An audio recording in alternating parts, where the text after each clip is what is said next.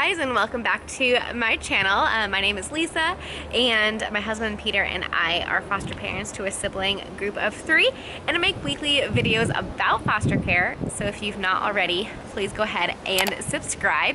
Today I want to talk about another book. This one is Speranza's Sweater. And I got this from our local library, and I want to just go ahead and read it to you and talk about why I really like this book. I want to take the time to read through this now, because maybe as I'm reading it you're like, you know, that's a great book, but it's not applicable to the kids in our care right now, or just be too over their head. Just giving you an idea of this could be a helpful resource for you and the kids in your care. So I think it's important for kids to realize that they are not alone in whatever they might be going through. So let's go ahead and get into it.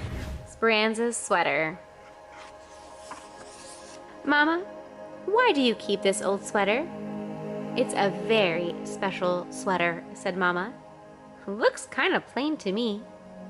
Come, sit with me and I'll tell you a story. There once was a little girl about your age, but her home wasn't always a safe place. One day, a social worker came to her house to take her and her brothers somewhere safe.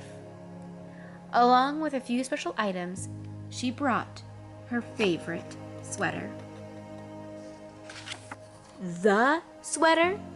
Sorta, Mama said, smiling. Keep listening, you'll see. The social worker took them to a home with people they didn't know. The people were called foster parents. They were nice, but the food was weird. What in the world is applesauce? She wondered. She didn't know about applesauce? No, sweetie, there were many things she'd never tried, said Mama. Speranza often looked forward to visiting her mom, but sometimes wanted to stay home and play instead. Her mom brought their favorite foods to the visits, and she promised to bring them home soon. Don't they get money to buy you new clothes? Her mom asked. I guess, but I still like this one, Speranza answered. Their foster family moved to a new state. The social worker found separate homes for Speranza and her brothers. Speranza wanted to hold them forever when she said goodbye. We'll visit soon, she told her little brothers.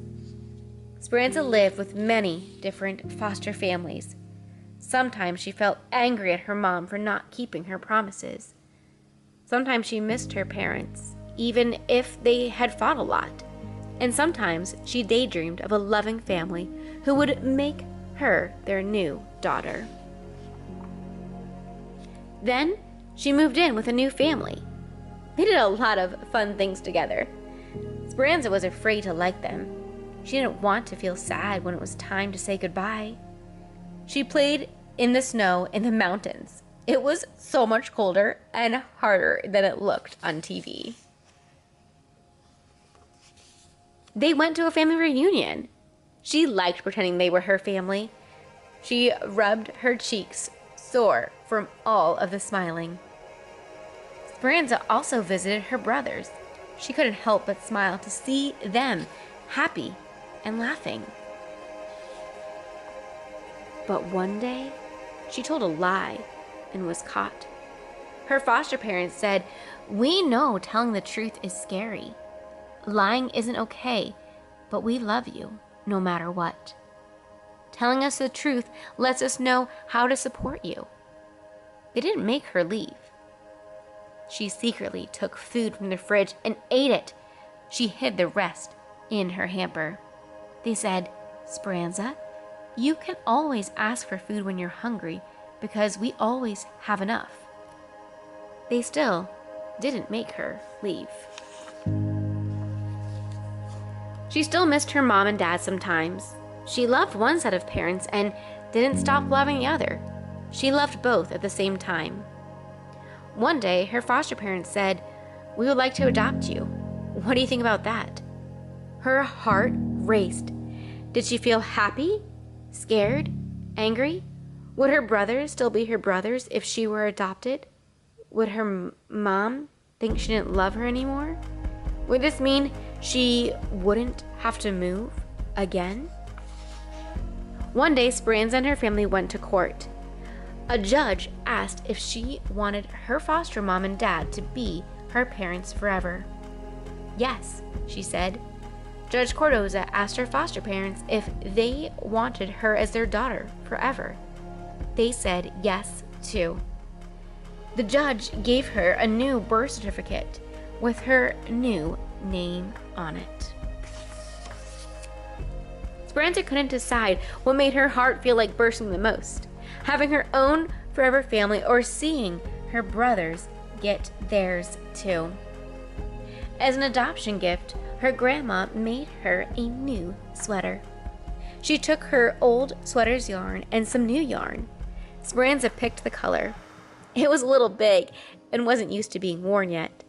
She knew with time it would fit just right. And it did. I think the author's note here is very important to read. Not every child's story is the same as Speranza's. Some children stay with their siblings, others don't. Some children experience adoption. Some children return to birth family members, and others turn 18 and start their own lives anew. Some birth parents choose an adoptive family for their child to give their baby a better life. Others lose their children to personal choices or a challenging system.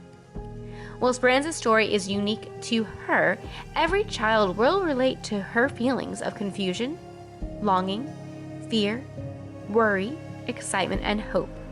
In fact, Speranza's name means hope in Italian.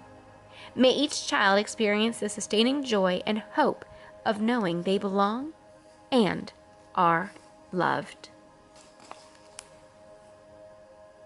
So I really like this book. I did read it with our almost 9-year-old and the 4-year-old as she was listening as well. But at the end, I kind of said like, hey, this is just one story. And it's just helpful for them to know that they are not alone in this process. And this is a book that if your foster child has a therapist, maybe you can even let them know about it, that you're planning on reading it, or have them read it and talk through things.